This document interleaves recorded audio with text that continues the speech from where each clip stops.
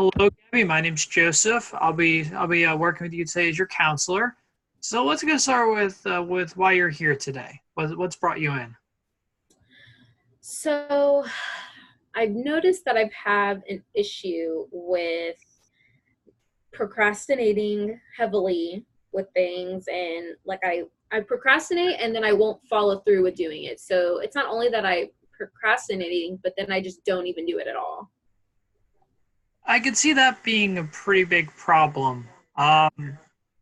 So how is that affecting you? Is it at work, at home, in the classroom, perhaps? Where's having the most impact on you?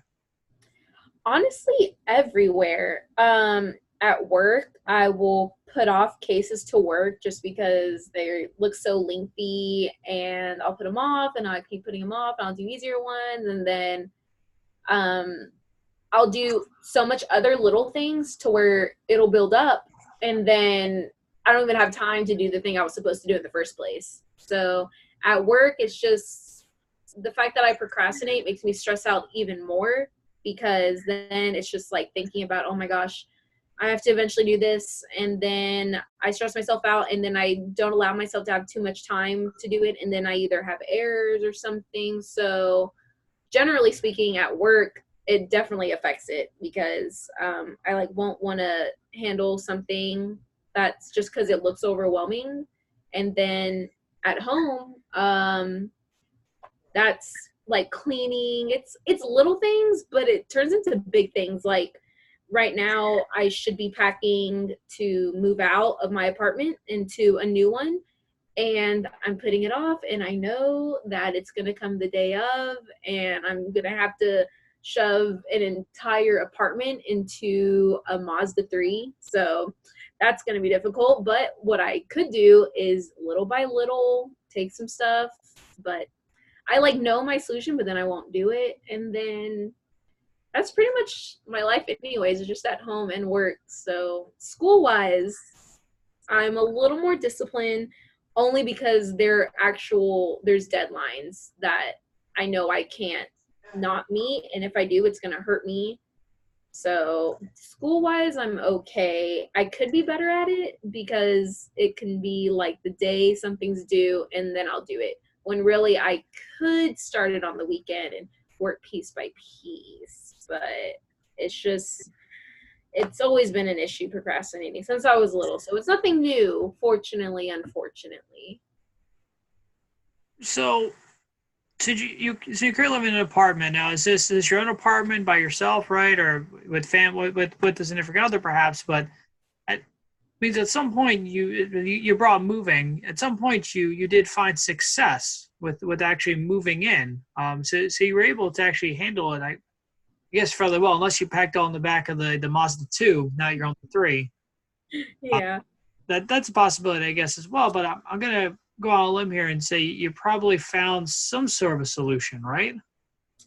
I did. I think like when I was first moving in, I was able to move stuff little by little because I chose a move-in date sooner than my move-out date, if that makes sense. So it allowed me time to slowly move things, and I think I took that move a little more seriously because I was moving cities, whereas now I'm just moving like 5 miles down the road. So I'm not taking it as seriously, but it's already stressing me out. I barely sleep because I think like I'm sleeping, but I could be packing, but also if I'm packing, then I'm not sleeping, then I'll be tired, then I'm up all night thinking, and then I wake up once I finally fall asleep stressed because I was thinking about stuff I shouldn't be stressing about because I should have already done it. So, I see. So your procrastination is causing stress. But that's one big problem I'm getting is it's the major issue isn't just that you're not getting to things, but the stress that piles up along with that work. Um, mhm. so luckily enough, a lot of people deal. Even I deal with procrastinating at times. We all do. So don't you understand that to some degree, procrastination isn't too much of a problem. It's something we can work with.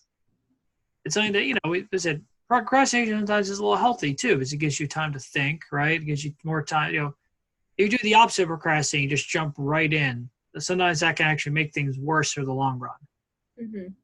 So let's work to maybe get the procrastination down to a level where you're still getting things done, but you're giving yourself time to think about them as well. You don't want to jump to the upside end of the spectrum, then you're back here and we're dealing with that issue, right? Yeah, that's true. Um, so you had said that at school, right? You had deadlines. Hmm. And you also had said that you worked little by little as well.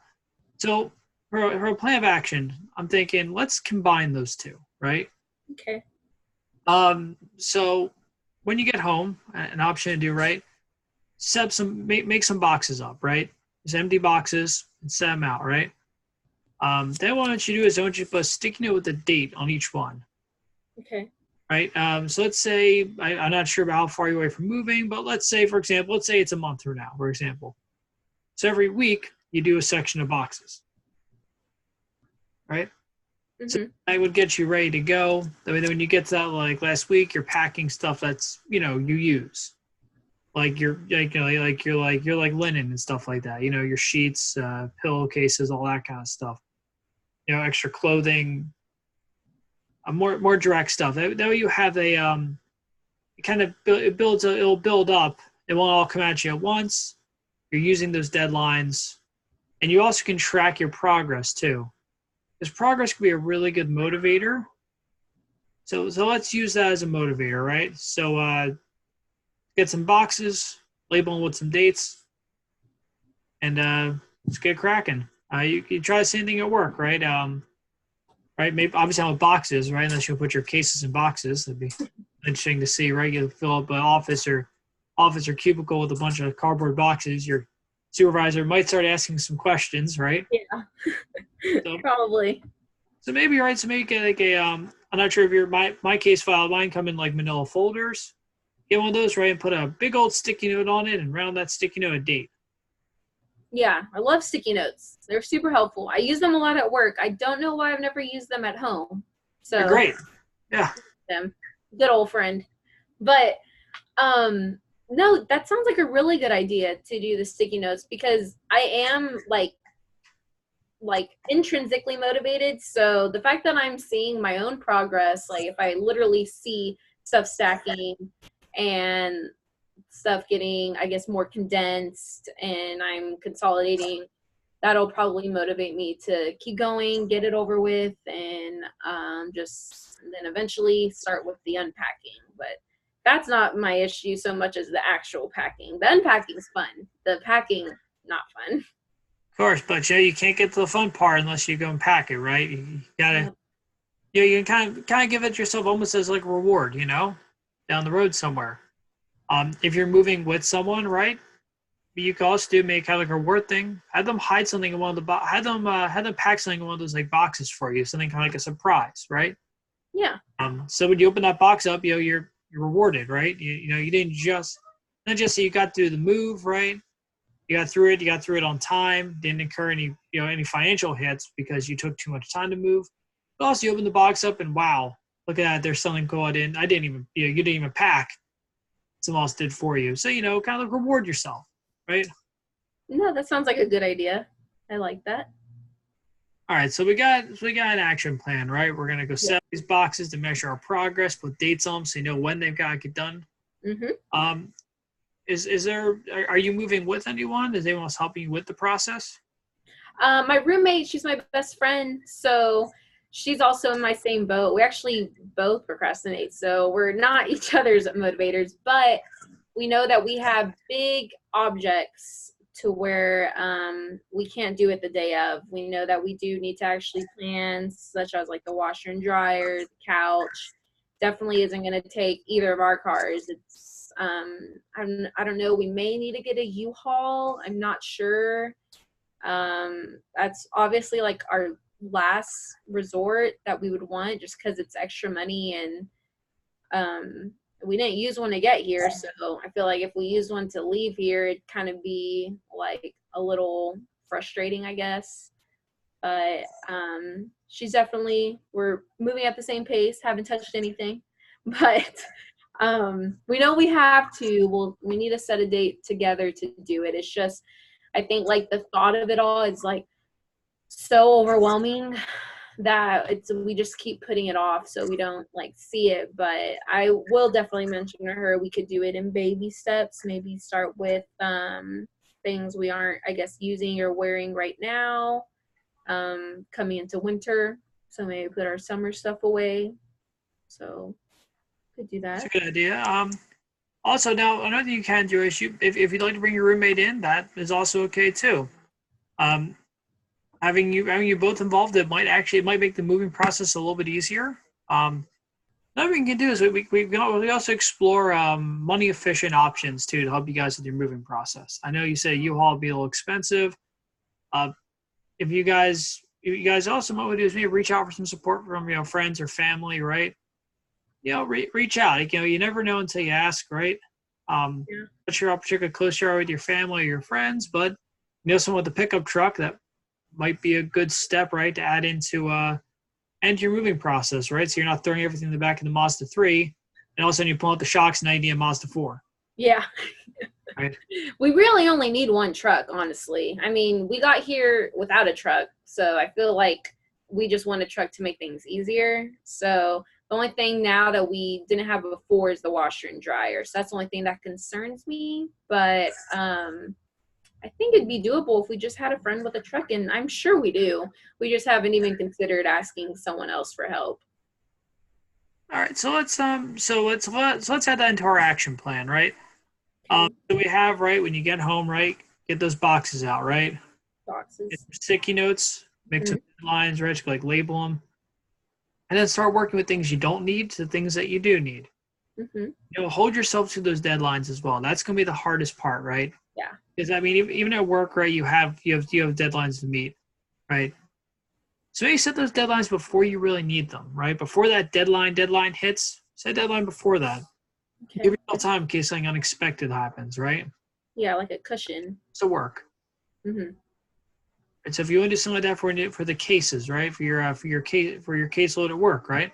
Yes. You need to have a certain report in by Friday, Mm-hmm. for Thursday. Yeah. That sounds like a good idea. I mean, I do that at work. I guess, I never really applied it to my home life. So I could definitely try doing that. That'd probably be a lot more relieving knowing that I have a little cushion, have a little free time. Maybe at some point, if I'm feeling stressed, I know I have like an extra day or two to just gather myself and jump back in it in a day or two. So I like that idea. Sounds good. I feel like it's really doable. All right. So final summary, right? We're gonna get those boxes out, get the labels out, start rolling with it. Reach out to friends and family, see if you can get some support there as well, because support is a big way to help out with especially with problems like procrastination, right? Mm-hmm. Things like deadlines, having people to kind of remind, and also to give a hand to you with that as well. It's going to make all the difference in the world. All right, so we're about the end of our session time. So what we're going to do is we're going to head back at the front desk. We'll talk to your receptionist, and we'll go schedule the next session. If you want to bring your friend in, that's okay too. Just when you come in, make sure you guys fill out the HIPAA information, so your privacy is protected. All right. Sounds good. All right, Gabby, great work. And Thank you. let's meet again. Let's meet again when we get that session scheduled. All right. Okay. Sounds good. All right.